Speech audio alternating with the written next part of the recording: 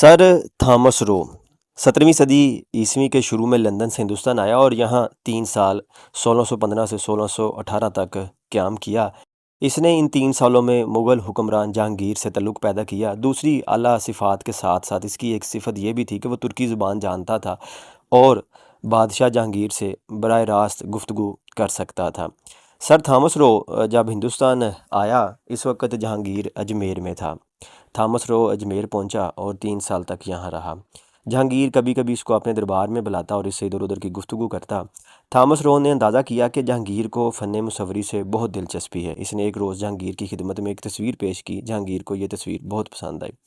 Thomas Roe ने महसूस किया कि वो जिस वक़्त का मुंतज़िर था वो वक़्त अब इसके लिए आ गया है। इसने बादशाह से एक चीज़ मांगी जो बज़ाहिर बहुत मामूली थी। वो चीज़ थी हिंदुस्तान के साहली शहर सूरत में फैक्ट्री कायम करना।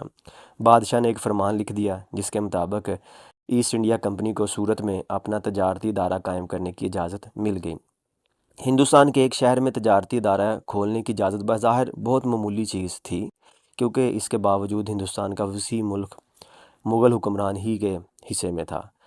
अज़मत और शान और क़ुव्वत और ताकत के तमाम मज़ाहिर पर दूसरों का कब्ज़ा बस दस्तूर बाकी था।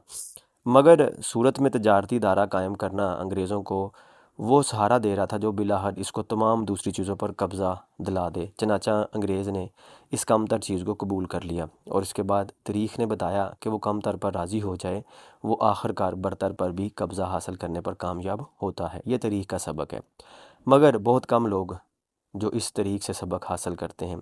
इस दुनिया में असल अहमियत इस बात की है कि आपको मामले का इब्तदाई सिरा मिल जाए। इब्तदाई सिरा जिसके हाथ में आ जाए वो आखिरकार इंतहाई सिरे तक पहुँच कर रहेगा।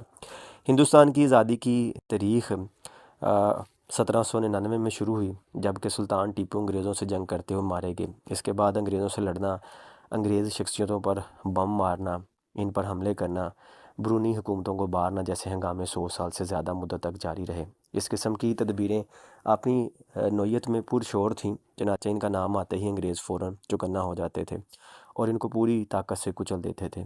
इसके बाद गांधी मैदान सियासत में आया तो अचानक सूरत हाल बदल ये था जिसको डांडी मार्च कहा जाता है। गुजरात के साहिल पर कदीम ज़माने से नमक बनाया जाता था। अंग्रेज़ी हुकूमत ने गुजरात में नमक बनाने की संत को सरकारी कब्ज़े में ले लिया।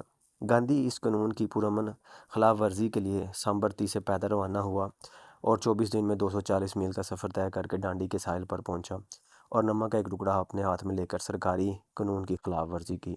गांधी ने जब अपने मंसूबे का ऐलान किया तो अंग्रेज़ अहदेदारों की एक मीटिंग हुई। इस मौके पर अंग्रेज़ ने अपनी राय देते हुए कहा कि इनको अपना नमक बनाने दो। मिस्टर गांधी को चुटकी भर नमक से बहुत ज़्यादा बड़ी चीज़ दरकार होगी, वो बरतानवी शहनशाह को ज़ेर कर सके। मौजूदा दुनिया में कामयाब इक़दाम वो हैं जो देखने में नाकाबिल लिहाज दिखाई दें मगर हकीकतन वो नाकाबिल तस्खीर हों। जो हरीफ को बज़ाहिर चुटकी भर नमक नज़र आए मगर अंजाम को पहुँचे तो